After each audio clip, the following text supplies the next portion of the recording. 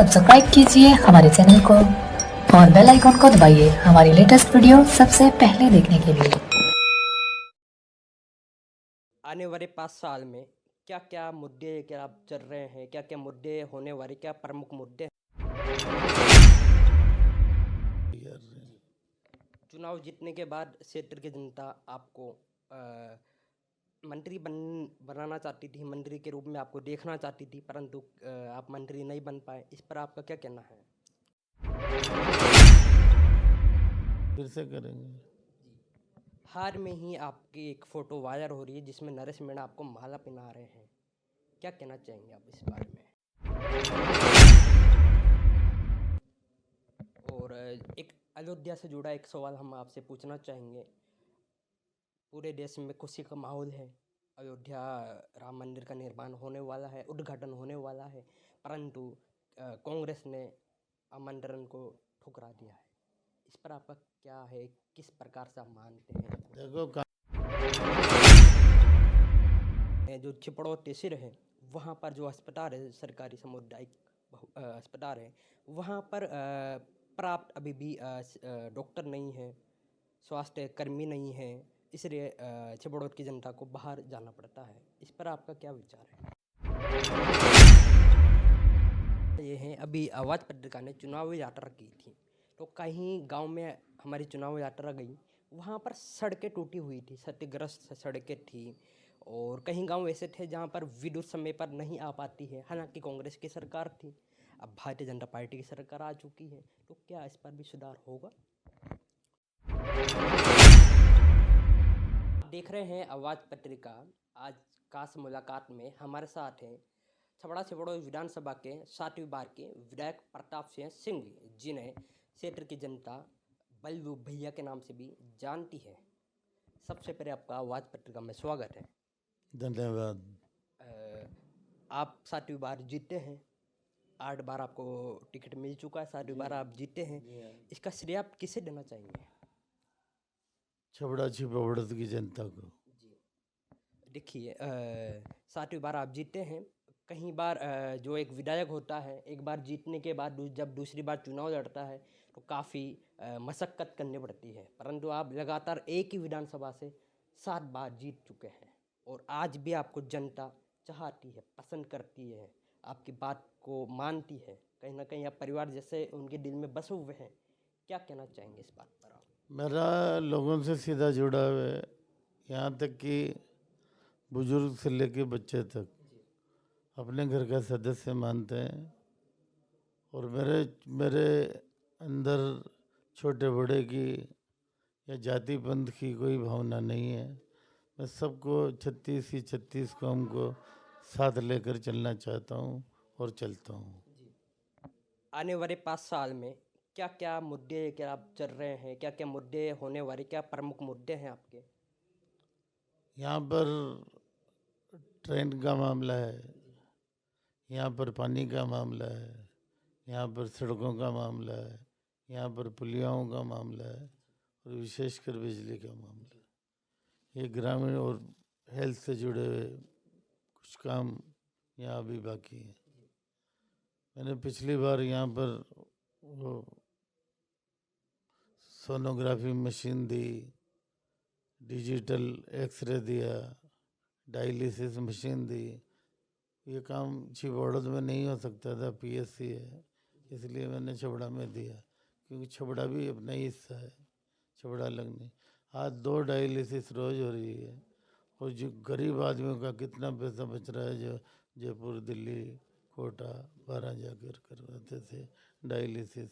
इसके अलावा digital x ray, hospital की रिपेयर, गादी, तकिए, रजाई, एम्बुलेंस सब दिए। ऑक्सीजन प्लांट लगवाएं दोनों जगह, ताकि कभी कोरोना जैसी महामारी फिर आए तो हम तैयार, उसके लिए बिल्कुल तैयार रहें। चुनाव जीतने के बाद क्षेत्र की जनता आपको मंत्री बनाना चाहती थी, मंत्री के रूप में आपको देखना चाहती थी, परंतु आप मंत्री नहीं बन पाए। इस पर आपका क्या कहना है? इसमें पार्टी जो निर्णय करती है वही होता है, और विशेषकर मुख्यमंत्री जी चाहते हैं वही होता है। उनको जो टीम सूट करती थी उन्होंने बना ली। जब हमारी ज़रूरत पड़ेगी हमको बना लेंगे, या नहीं बनाएंगे तो बतौर एमएलए जो भी जनता का काम होगा जैसे हमेशा से करते हैं फिर करेंगे, फिर से करेंगे। हाल में ही आपकी एक फ़ोटो वायरल हो रही है जिसमें नरेश मीणा आपको माला पहना रहे हैं, क्या कहना चाहेंगे आप इस बारे में?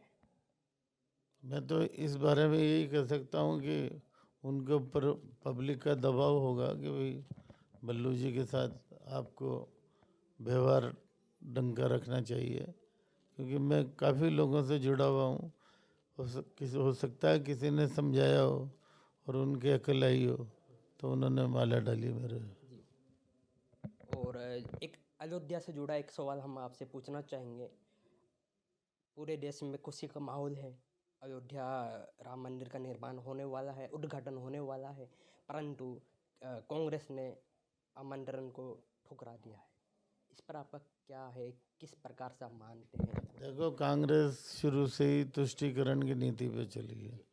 मुसलमानों को हिंदुओं से डरा के रखा, हिंदुओं को मुसलमानों से डरा के रखा, ईसाइयों को हिंदुओं से दूर रखा, मुसलमानों से दूर रखा, हर कौम को आपस में लड़ा कर रखा और राज करती रही। अब मुसलमान भी जागरूक हो गया है और हिंदू भी जागृत हो गया है और दूसरी कौमें भी जागृत हो गई है।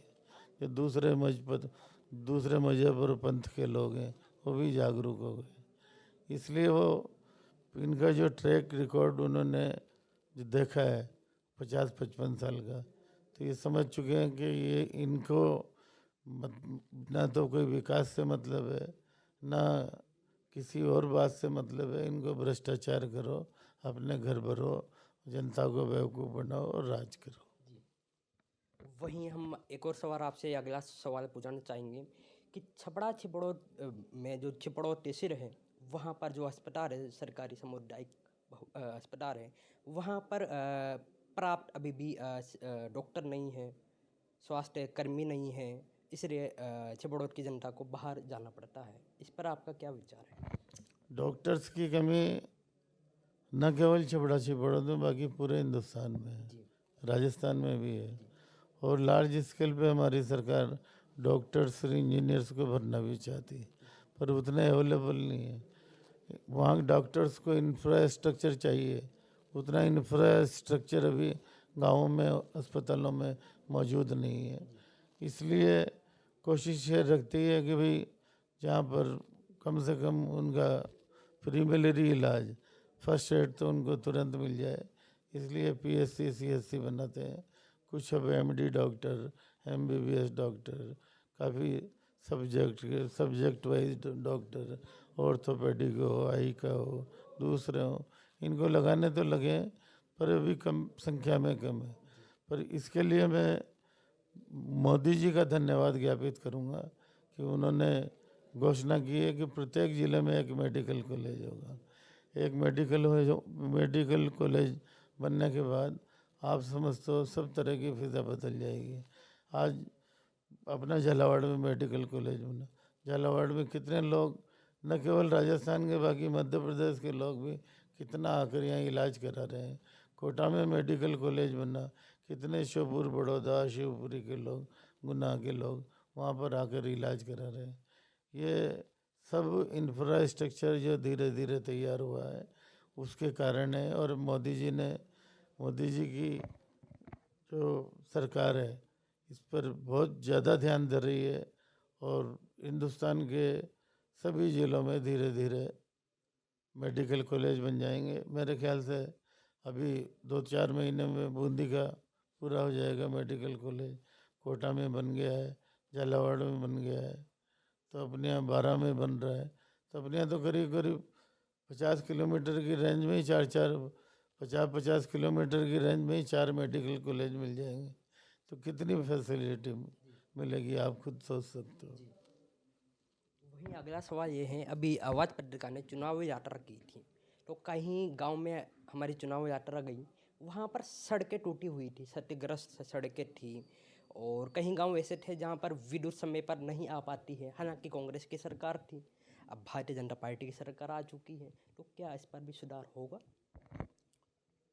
मैं सरकार के, आप जानते हो कि गांव के विकास की पहली सीढ़ी सड़क है। सड़क होगी तो दूसरे विकास अपने आप होंगे। सड़क होगी तो अस्पताल भी होगा, सड़क होगी तो स्कूल भी होगा, स्कूल होगा तो वहाँ टीचर्स भी आराम से पहुँचने लगेंगे। ये सब स्थिति इस प्रकार की है। और अमेरिका को इतना अपन, मतलब अमेरिका को एक तरह से दुनिया का राजा मानते हैं, उसके पीछे भी वहाँ की सड़कें हैं। और सड़कों की वजह से ही दूसरे विकास संभव होते हैं। वहीं आवाज़ पत्रिका ने आज इंटरव्यू लेना चाहा, बातचीत हुई और मैं सुबह से आपके साथ था। सुबह से मैं देख रहा था, मैं 10 बजे भी आया। तो जो ग्रामीण है, जो क्षेत्र की जनता है, वो आपको परिवार की तरह मानती है और आपके पास आती है। आपके जो आवास है, आपका जो कार्यालय है, वहाँ आपके पास बैठे रहती है दिन भर। आज आपको अभी समय मिला है, क्या कहना चाहेंगे क्षेत्र की जनता को आप? क्षेत्र की जनता का प्यार है। उनको पता होता है कि मैं यहाँ पर हूँ, तो मिलने के लिए और अपने छोटे मोटे काम के लिए मेरे पास आते हैं। और मैं भी उनका काम करने में मुझे भी बड़ी खुशी होती है कि किसी गरीब की अपन ने मदद की। वहीं हमने चुनाव में एक बात और देखी है, कहीं नेता हिंसात्मक चुनाव लड़ रहे थे, कई टिप्पणियां कर रहे थे, कहीं नेता थे, परंतु आपने गांधीवादी तरीके से शांतिपूर्वक चुनाव लड़ा है और आप जीते भी सही है। तो आप भी चाहते तो आप हो सकता था हिंसात्मक, आप भी कुछ टिप्पणी कर सकते थे सोशल मीडिया में, पर आपने नहीं की। तो क्या मानते हैं आप? चुनाव में कैंडिडेट को सब स्वभाव के साथ ही उतरना चाहिए। पब्लिक सब देखती है, पब्लिक सब जानती है। वो गुंडागिर्दी को पसंद नहीं करती। आम आदमी कोई भी गुंडागिर्दी को पसंद नहीं करेगा और न चाहेगा कि हमारे क्षेत्र में गुंडागिर्दी पनपे। जो सिनेरियो पूरे चुनाव में रहा वो न केवल मैंने, बाकी क्षेत्र की पूरी जनता ने देखा। इसलिए उन्होंने मुझे मेरे पक्ष में मतदान किया और मुझे फिर से विधायक बनाने के लिए उन्होंने मन में विचार किया होगा कि भाई कम से कम ये व्यक्ति बन जाएगा, अपने जांचा परखा है, कम से कम गुंडागिर्दी तो नहीं होने देगा, विकास के काम करेगा, ये फालतू के गाली गलौज से बचेगा। आपने किसानों के हित में अभी तक क्या किया है, क्या कहना चाहोगे आप? हमारे इलाके में सबसे बड़ी बात तो है लैंड होल्डिंग कम है। इस वजह से किसान अफीम की खेती की मांग करता है। तो हमने हमारी सरकार बनने के बाद लगातार अफीम को पट्टे दिलवाए और आज जनता भी सेटिस्फाई है, किसान भी सेटिस्फाई हैं, भारी तादाद में पट्टे मिले। और दूसरा, इनको खेती का उपज सही मिले, इसलिए हमारी केंद्र सरकार ने लगातार इनके MSP बढ़ाती गई है। उसकी वजह से बाजार स्टेबल रहे और किसानों को अपनी उपज का पूरा पैसा मिल सके। साथ ही कई लोग आरोप तो लगा सकते हैं, आरोप लगाना कोई बंद भी नहीं कर सकता राजनीति में, पर मैंने हमेशा मैं हल्फिया कह सकता हूँ कि मैंने आज तक किसानों के हित में काम किया है, चाहे कोई सा भी मामला हो। ऐसा नहीं है कि किसानों को दूर रखकर, चाहे बिजली का मामला हो, चाहे सड़क का मामला हो, चाहे दूसरे भी उनके व्यक्तिगत मामले हों, उनके सब में बीच में रहकर उनका निपटारा करने की कोशिश करी है। और आज भी मेरे पास आते हैं, कई लोग थाने में नहीं जाते, दोनों पक्ष मेरे पास आ जाते हैं और मैं जो राजीनामा उनका आपस में राजीनामा करवा कर खुशी खुशी वापस भेजता हूँ। कि मेरे पर फेथ है लोगों का, किसानों का, जब भी तो ये बात है ना। पर कुछ लोग भ्रांतियाँ पैदा कर रहे हैं कि वो ये काम बल्लू जी के द्वारा हो रहा है, ये काम बल्लू जी के द्वारा हो रहा है, बल्लू जी को पता ही नहीं है। पर जो मेरे मुखालिफ लोग हैं इस तरह की बातें उड़ाते रहते हैं, पर जनता सब जानती है। तो अगला सवाल एक और रहने वाला है मेरा। जब मैंने आवाज़ पत्रिका की चुनाव यात्रा की, तो जब मैं गांव वालों से मिला, ग्रामीणों से मिला, तो ग्रामीणों का कहना था कि ठीक है, विकास तो होता रहेगा जहां विकास नहीं था। कांग्रेस की सरकार है, विकास तो होता रहेगा, परंतु वोट तो हम प्रताप सिंह सिंघवी को ही देंगे। मैंने पूछा क्या कारण है जब विकास नहीं हो रहा है? तो जनता ने कहा हमें तो उनका है परिवार, जो राजेश जी है और जो सिंघवी जी है, वो अच्छे लगते हैं, वो हमारे सुख दुख में काम आते रहते हैं। और ऐसा नहीं लगता कि जब हम छिबड़ों उनसे मिलने जाते हैं या छबड़ा हम मिलने जाते हैं तो कोई विधायक है, हम तो एक परिवार की तरह लगता है हमें। तो क्या कहना चाहेंगे सर इस पर? जनता का प्यार है, प्यार है। और मेरे घर को वो खुद अपना घर मानते हैं, मेरे लिए तो सौभाग्य की बात है। देखते रहे आवाज़ पत्रिका क्रिस जायसवाल के साथ। चैनल को अभी तक आपने सब्सक्राइब नहीं किया है तो यूट्यूब चैनल को आप सब्सक्राइब कीजिएगा और फेसबुक पेज को आप फॉलो अवश्य कीजिएगा। धन्यवाद।